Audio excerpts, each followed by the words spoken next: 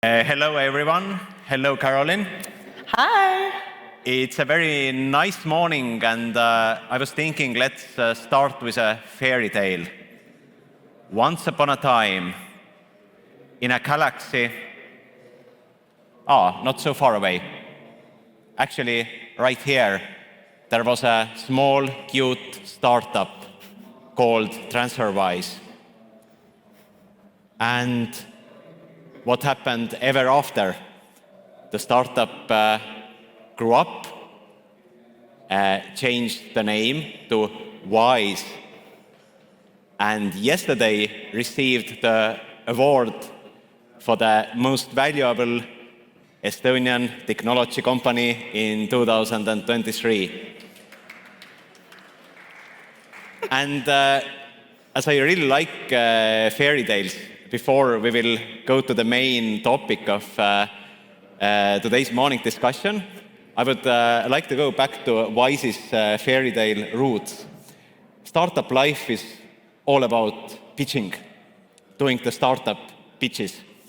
So for those of us who don't know Wise or remember TransferWise and are not sure what is Wise up to these days, could you do please startup pitch about Wise? Of course. I feel like Wise has grown so much since its founding in 2011. So Wise really is a global technology platform that's making the money move around the world. We make cross-currency transfers very easy, very transparent, and very accessible in our platform. We have 3 products now, which is really amazing. We have the Wise Account, which is a personal, Wise Business, which is for business owners, and then Wise Platform for banking. It's incredible how it's grown in the last couple of years.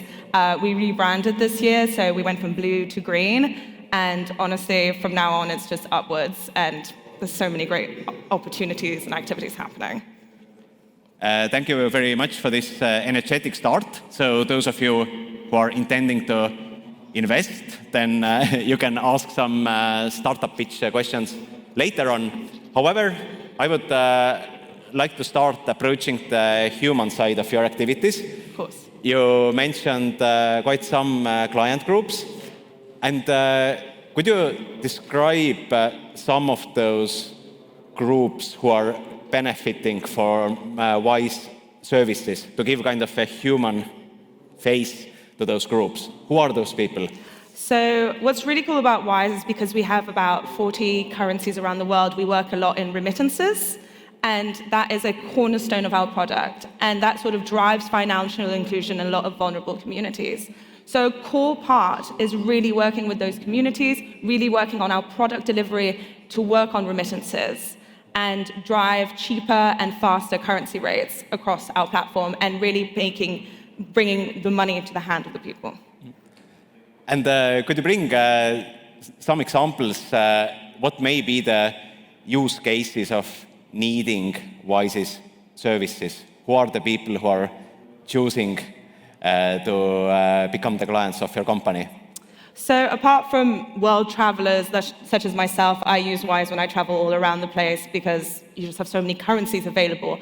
It's also families, also people, for example, who travel abroad and go and work in a country like Europe, a continent like Europe, a country like the UK, and want to send money back home. Say they're from the Philippines, say they're from Malaysia, they will use Wise. They can do that through a Wise account, through their personal multi-currency account, to send money back to their family and build that. That is really the cornerstone of this remittance work we're doing. So honestly, it's very cool. It's part of our UN SDG. Currently, the UN says that remittance and cross-border payments need to be about 3%. That needs to be the cost of it. We've brought it down to 0.65%, making these costs cheaper, transparent, and you know exactly what you're going to get when you send the money back to your family. And as our today's morning session is and will be about community impact, so based on what you have just introduced us, could you sum up, so what are the main positive impacts of the services of Wise? What would be missing from the world if Wise would not exist, impact-wise? Oh, I love that question. So a really interesting fact about Wise is before it started to hold multiple currencies into an account. Say you wanted to open an HSBC account. You actually had to have about £60,000 to be in that account to be able to move in a bunch of currencies. We open that accessibly. We make that for everyone, which really just means that you don't need to have £60,000, which is an absurd amount of money, in your account to be able to transfer money across the world. So that accessibility, that fastness, most transfers arrive incredibly fast, opens up really you to have the money right there. So that really is the cornerstone also of driving that remittance works, bringing in financial inclusion. For example, a lot of countries' economies, such as like Mexico and the Philippines, a lot of their GDP is based on remittance work. Imagine having that money instantly. You're working in Mexico, you're working in the US, for example, and you want to send money back to Mexico. It arrives there instantly with a Wise account. And those of us who are working with environmental impact of the corporations are already getting a bit scratchy, because when talking about environmental impacts of corporations, then in many cases the biggest impact can not come not from the positive impacts of the corporation. However, actually looking at what risks and negative impacts already exist, and then how we can mitigate these. So I would like to ask from you as well. You gave a very good overview of the positive impacts of the core services. What can be the risks or negative impacts of those core services of Wise to the communities, and what are you doing regarding this? Of course. So that's a very good question, because I think we do monitor a lot of climate and sustainable risks, but looking at social impact risks, it's kind of nebulous. Like, how do you really think about this? At Wise, we really look at our risk and we look at, say, pricing. Say macroeconomic circumstances like inflation, things that we can't control, that would be a very large risk that we would have to mitigate. And we do that by advancing sort of payment infrastructure and direct access into a lot of our accounts, into a lot of our product, which will be able to keep these costs low to provide that valuable remittance works. Another big core thing is, say, financial crime. We have a robust framework as Wise to mitigate and counter the costs that are like financial crime and money laundering. Thank you very much. When listening to those keywords, then I started to think that Wise is probably quite busy, like having all the hands at work regarding the positive impact, so that your service could create value for the customers, and then mitigating all those negative impacts and risks which can be out there if we are not working with this. And all of us who have come to listen to this session are interested in community impact of the corporations beyond the core services. And so let's start with this why question. As your hands at Wise are already quite full with the core services, why have you decided to look beyond what other community impact you can have? Why? I think the role of global companies nowadays is to have more impact beyond, say, their product. They are accountable to the planet and its people. And when looking at that framework, beyond, say, our core product work we do with remittances, we also need to look at the effects we have within our community. How do we, a global company, Wise, with a lot of offices around the world, from here, Tallinn to Singapore, how do we really acknowledge our community, build our community, and also respect within this community? So with that sort of mindset, which was started quite early on, specifically in Tallinn, with sort of scholarships, next generation work, empowering the youth, we wanted to grow that. And we created programs internally, leveraging our volunteer day that we offer to all employees to use that volunteer day to provide help to an organization that's close to their heart. So it was a sort of two-factor element. There was looking at our youth, our next generation, developing that tech talent internally, externally, in our home base, but also looking at the community we could have with the most vulnerable, with the people that we see would really benefit from a lot of remittance work, a lot of community engagement, which is migrants, which is also refugees. So when looking at it from a very holistic point of view, this is the sort of impact we were looking to develop within a community lens, both externally and internally, using our volunteering day. one word that we used in the title of this session was distraction.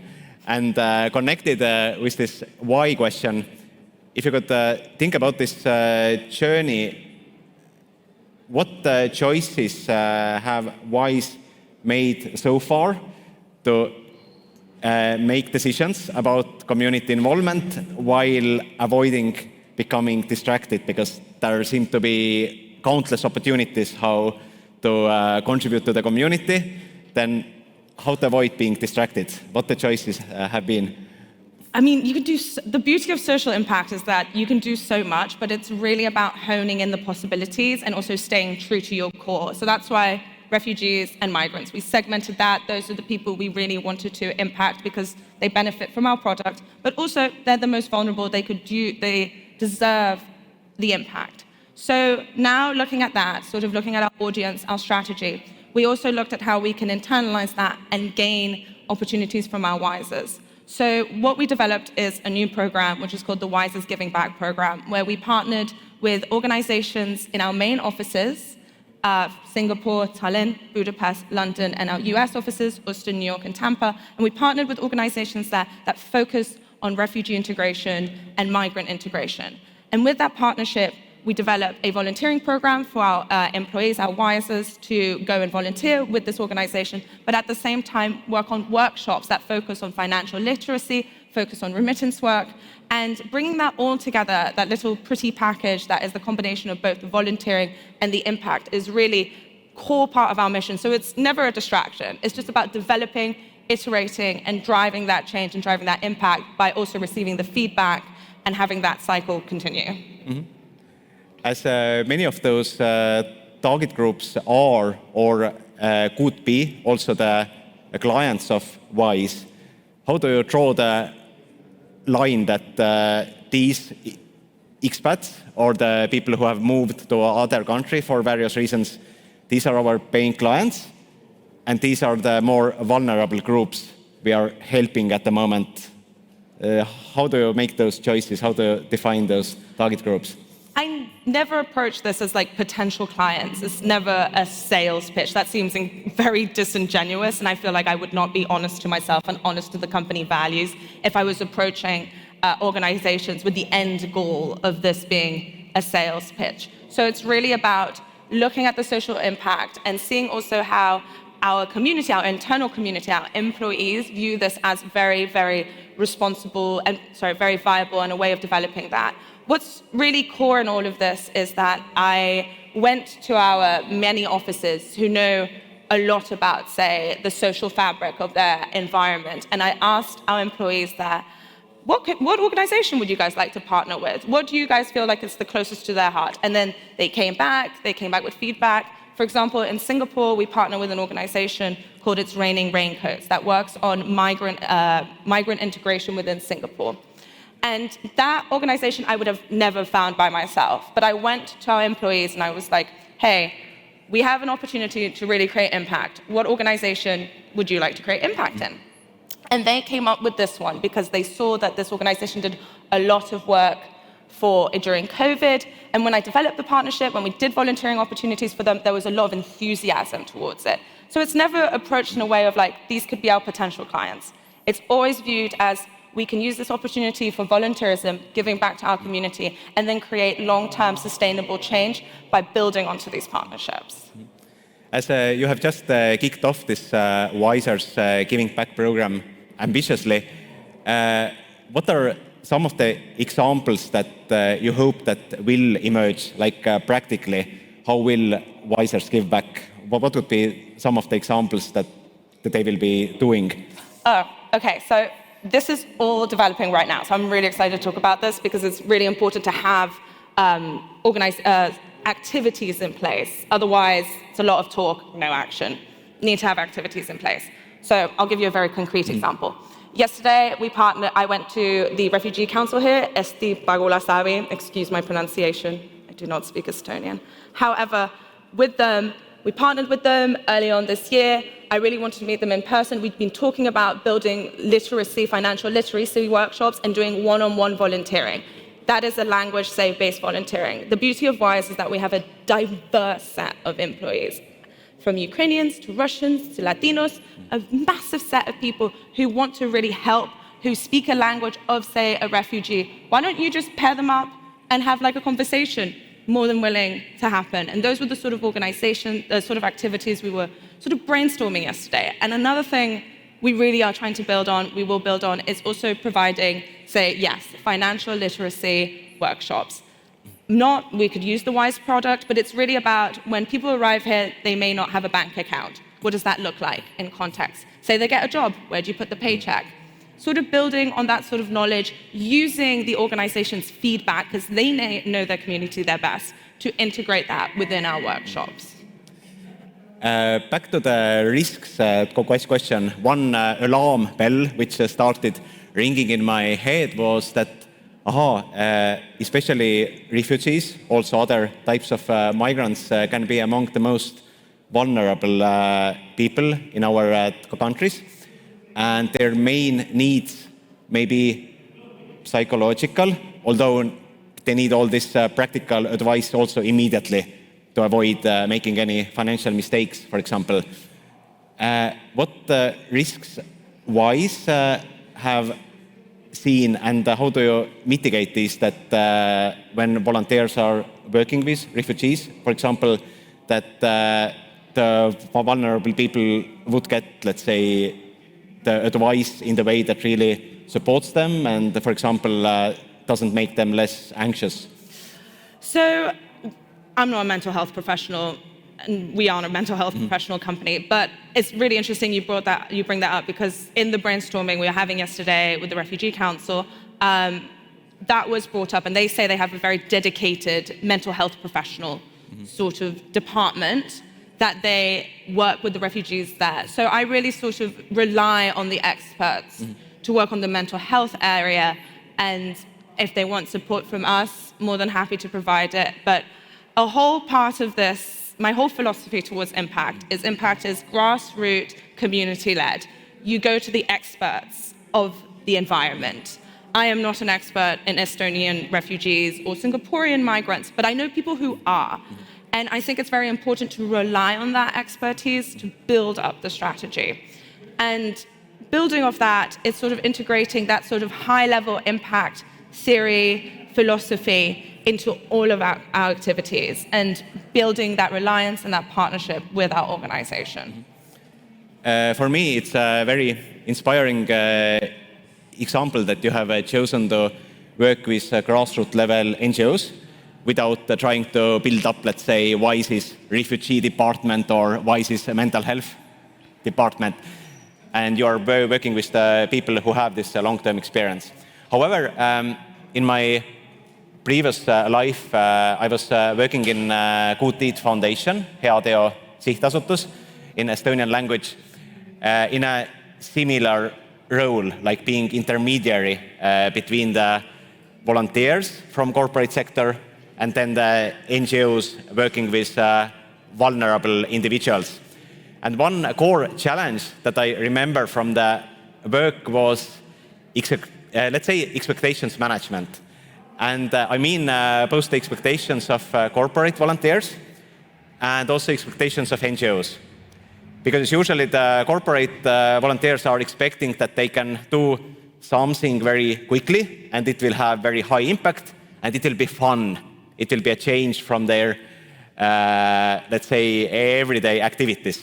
And first I would like to ask, how will you handle the expectations of the WISE's employees who may be a bit tired, exhausted, and they want to get some inspirational kick out of this volunteering experience, and then they see like, wow, it's very important. However, those people are in a very complicated situation. They would need longer-term help.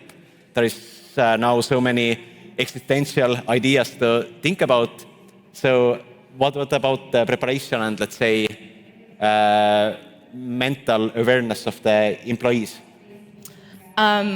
So I know this is a cliche. I don't like cliches, but I'm going to say one. Yeah. It's a marathon, not a sprint. I used to also work with NGOs, and I also understand from their side how complicated it can be. So I use that knowledge to be very patient about it, to be very patient that these things take time, because building sustainable impact takes time. And with that knowledge, with that know-how, I have a lot of patience. We do a lot of touch point calls with the organization. But more importantly, I have a structure. So we initially do the partnership, we have a discussion, it's all about socializing. After that, after we socialize the idea and the partnership internally, I organize a sort of a meet and greet, a sort of intro with the organization, with the company. So people are aware of it. People know it exists within the office. I really approach this on a very regional basis. For example, the London office may not need to know what's happening in Singapore, but the Singaporeans are very obviously keen to work with an organization that's close to their heart.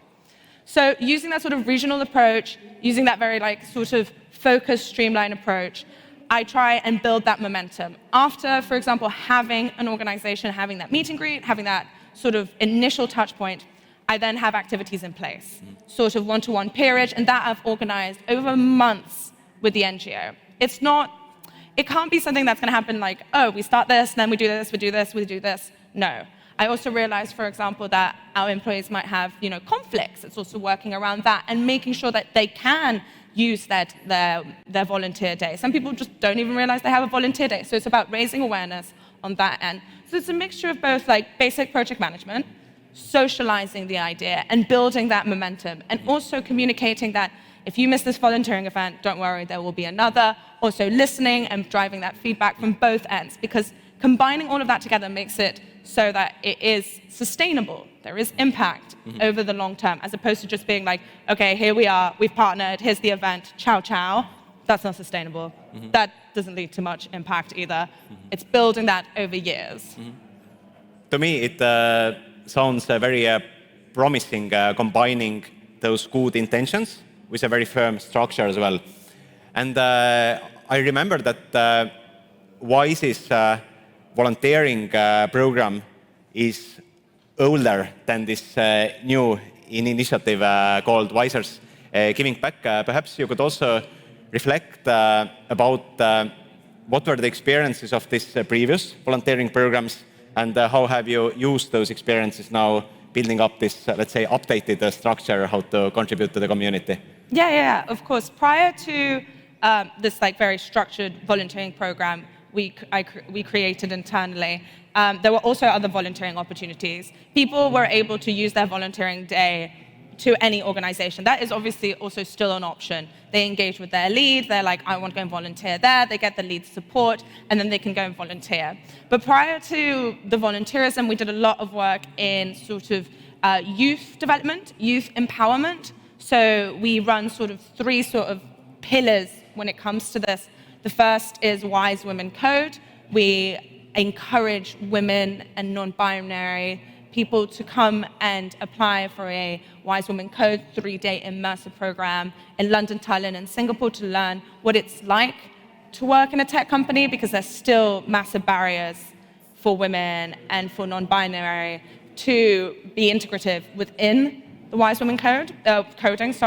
Then we have also a scholarship. So we run a scholarship program.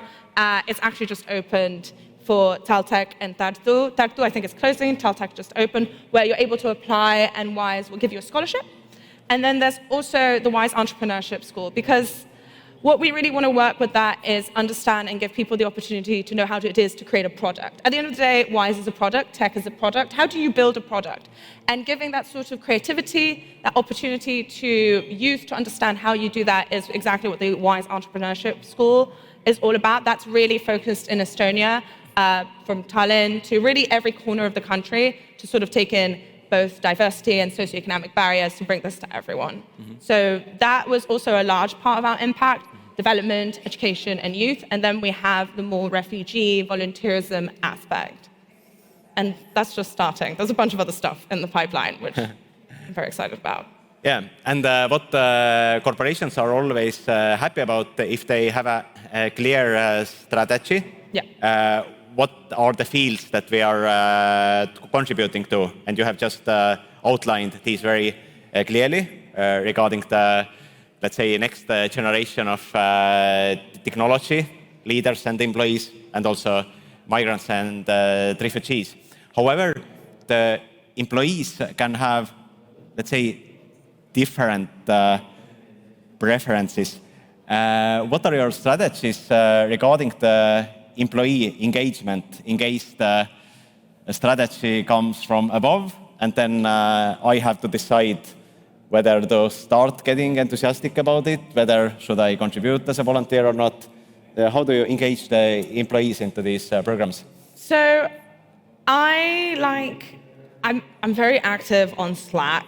Like, I would say I'm very annoying on Slack. So I try and drive momentum there. I also ask specific communities for feedback. I think that's very key when driving momentum. If you go to people directly and you're like, say like on a conversation, even on a base, you're like, hey, how are you doing?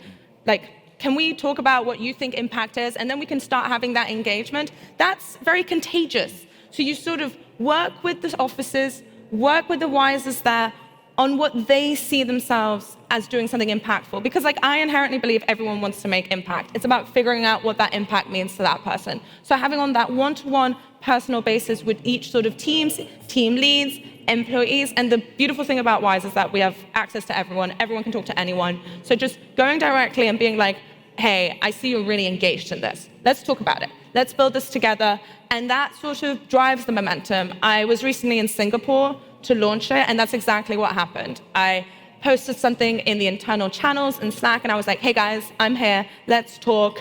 And then eventually people started talking to each other. They were like, hey, let's use our volunteering day for this organization. And then we had over like 25 people right there volunteering. And it was a great activity. It was a great afternoon out, and we always felt like we did great things. Well, it was great. And after that, it's about feedback. You do an event, exactly like here, you get feedback, you compile it to make sure that in the future we get to build on that. Yes, and I started to think that the impact field is always about the striking delicate balance. On the one hand, it's this enthusiasm and inspiration, which you just nicely described, and how this, let's say, community of employees can also be, let's say, starting to generate this enthusiasm themselves and keeping the engagement sustainable. On the other hand, there is always the tricky question of measurement. So what? All the enthusiasm, all the activities, so what? How are you tackling or planning to tackle this so what question? What is going to change? I feel like impact measurement is a question we're all trying to figure out in the impact space. I have a lot of conversations with a lot of organizations, and at the end I'm like, so how are we going to measure this? And they're like, we're also trying to figure that out. That is, whereas sustainability has very clear ways to measure carbon footprint, measure the carbon. Sustainability is like, how do you measure impact? Is it integration of someone in a community? What does that mean? Or is it if a person gets a job? That sort of financial inclusion, that could be a measurement. But how do we do a time? How do we benchmark? All of these conversations, I feel like they're in development. And I think in a couple of years, we'll have a much more clear idea of what that means. However, right now, I understand that that is a very hard, nebulous question. So I go back to the partnership. I go back to the organization. And I'm like, hey, let's both agree that this can be quite a complicated question. We both might have different sort of incentives. Let's talk about it. Let's use your resources to understand how you measure impact. It could be surveys, it could be one-on-one conversations. And with that, let's try and understand what I want to see as impact. Is it, say, someone who does have a job at the end? And so it's sort of building that, developing that, using frameworks. There's a lot of frameworks out there, bringing them together to see what contextually works for the best thing. Because I feel like with impact, there's no one solution fits all. It's not as simple as that, because impact is so nuanced, it's so personal, and it's so community-based. And it's understanding that and working with the people who know the community the best to build the impact. And realize that, once again, it's a marathon, not a sprint. This could be a year project that happens. And also it's a thing that you build with the more feedback. The more sort of food you put into the machine, the more output you'll get. So we're working on it. I'm very excited to do this and sort of build this together with our partner organizations. And how do you feel at the moment? What will your approach regarding impact measurement will be? Will it more like be financial management that you do internally in the corporation? Will it be more like auditing, like a service that you will buy from an external service provider, or kind of combination? What's your feeling at the moment? Definitely not audits currently. Mainly because that, I think, is premature. The auditing frameworks aren't really out there because I think they also don't know. We're all in the same place. We don't know how to measure impact.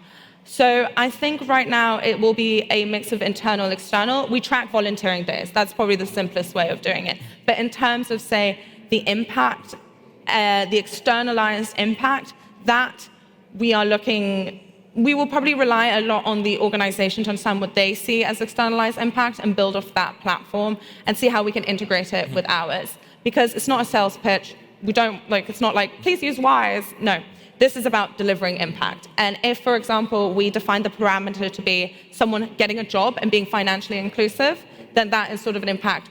That's sort of a measurement we will aim for. Thank you very much for explaining. Well, as I've been focusing on Caroline, one risk that I didn't mitigate was checking on the questions from the audience.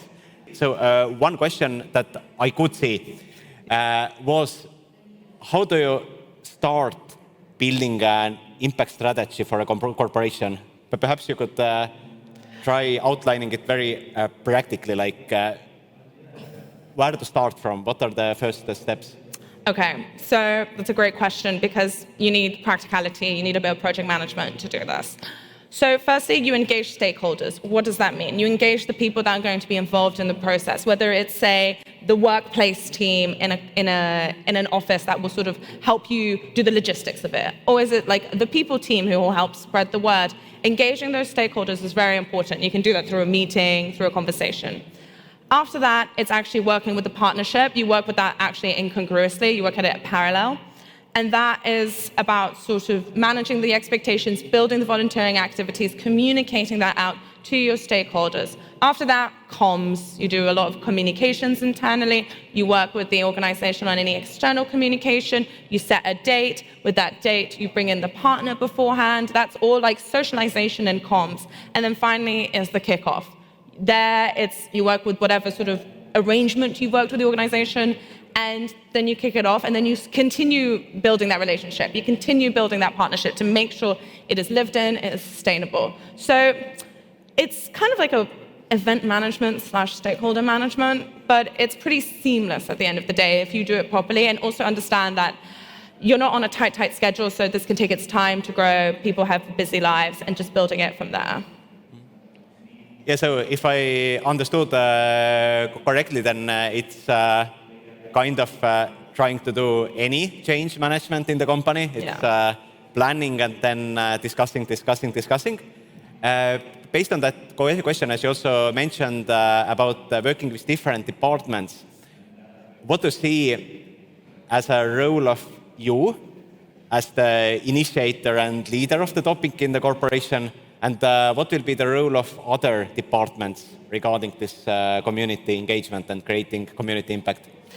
It's about getting the support. So, for example, you work a lot in buy-ins. So say you want buy-in from the people team. The people team, you present it and they're just like, we love it. That means they love it. And that means they will also talk about it. So it's working with that buy-in. After that, that's honestly such an important part, and you can use different people, different teams to build this out with you. It takes a village to do this. Like, I could never do this just by myself.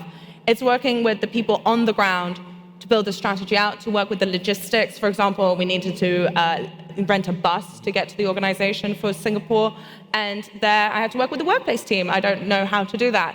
So it's working with them, getting the buy-in internally that we want to do this. And that's why when I started all of this, I asked the employees, the wisest, what organization we wanted to partner with. Because I didn't want to come in and be like, we're partnering with this. And they're like, we've never heard of it. That doesn't drive enthusiasm. That doesn't drive momentum. It's partnering with them. So when it does when the event does happen, you can actually be like, it's finally happening, guys. Let's come together. Let's do this. And that makes it easier to build, to develop when you have that inherent enthusiastic base.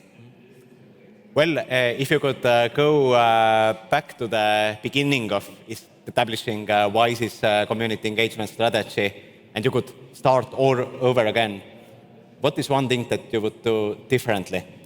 I'd start earlier, but I don't have a time machine, so I can't do that. But I think I would definitely invest a bit more time into how we're going to measure impact, because that is definitely really important also in the long run to showcase what we do and also build and develop it and get that feedback. So if I had to go back, I would sort of restructure and understand what impact is and sort of reflect more on that. And that's what I'm doing currently. That's a large part of what I'm reflecting on right now, but I wish I did that earlier.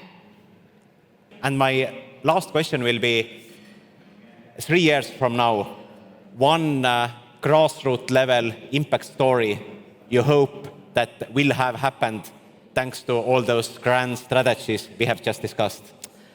So I hope all the partnerships we have are now fully mature, fully developed, and we have an impact framework. But I really am looking also to developing nations, say Mexico and the Philippines, and working, those are large remittance-based areas, and working with an organization there. That's the next frontier, is externalizing it, working with organizations there, where we see the real impact of our product within the remittances. So thank you very much. And the main insight that I received from the conversation was when you described how you work internally in the corporation. So although we need to plan community engagement, what helps to make it sustainable and potentially impactful are the relationship inside the corporation. And then you can also reach out and avoid being distracted. Thank you very much. Our time is up. Perhaps some questions from the stage host that we missed from this screen. Yes. Oh, hey, hi, I'm back. I was wondering, because what I can hear from like the social responsibility that companies are taking, we hear a lot about greenwashing, but sort of the social washing, because there has been a research done in Lithuania that companies mainly talk about their social responsibility, and the outcome of the research was maybe it's because it's easier to take social responsibility than environmental responsibility, because then you have to calculate your CO2 emissions, offset it or reduce it in many ways, and it becomes costly and difficult. So do you think that this is sort of a trend that's been happening, that companies talk more about their social responsibility because it's more easy, it's more comfortable sometimes? That's a great question. I think the reason why people struggle with social impact is because of the lack of measurement. So say with, sustainability, you're like, okay, this is your carbon footprint. This is what you're doing to mitigate that carbon footprint. With social impact, it's like, here we are doing social impact, and there's no accountability because there's no metrics, there's no measurements at the other end. And I think once we start formalizing those metrics, those measurements, then we will have the same sort of platform as, say, the carbon, because then they'll be able to have accountability. Be like, that's connected to this impact here. We've seen you increase or decrease within that impact there. And that will provide global accountability. And because this conversation about how to measure impact is ongoing, there's probably definitely social washing happening. But I think there's been a large push within, say, policy, regulation, to start measuring that impact. So I think that's going to change, and people will have to be remaining accountable. But there's also beauty in having those metrics, because then you can form a strategy. You can look at it in a very holistic way, like you do with sustainability. So that's the future I see, that with measurement, with metrics, we become more accountable to our impact on the planet and its people.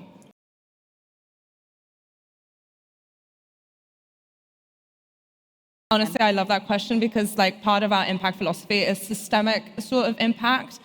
And the idea of systemic impact I find is very new. It's very a refreshing way of viewing it. It's a 360 vision of looking at it and then looking at how social impact would be delivered, especially when you kind of bring in climate change and how that will deteriorate communities. So with that sort of vision, like I really try and embed that in the community. So say like one of my grand visions is communities that will be largely impacted by climate change will be the most vulnerable. Those people will probably move out of those communities and go and work somewhere else. So that's where like the remittance work goes into. But let's like take a step back and look at those communities within it and see what is happening within it. Is it sort of like natural deterioration? Is it social deterioration? How can we sort of manage that? How can we sort of look into it introspectively and then create like sustainable, because systemic sort of sustainable impact is long-term 360 idea. So that's how I'm trying to view it and trying to develop it and go into it with that lens.